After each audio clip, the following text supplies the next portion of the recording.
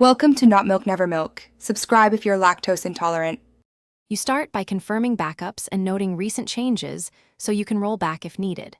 Once done, disconnect peripherals and reboot into safe mode to isolate hardware. Make sure Windows updates and driver settings are visible. Open settings and check update history.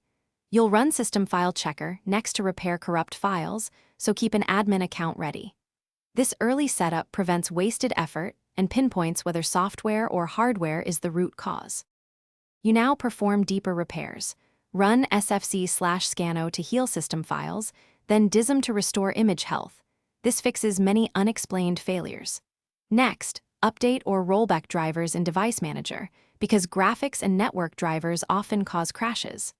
Once done, open Event Viewer and filter for critical or error logs around the failure time to pinpoint services or apps.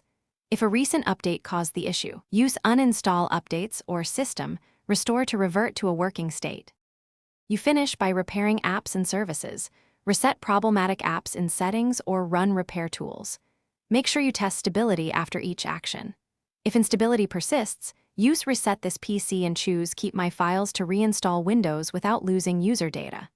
As a final fallback, create a bootable USB and perform a clean install, but first export product keys and sync passwords. If something still goes wrong, note error codes and repeat Event Viewer checks so you can target the exact failing component.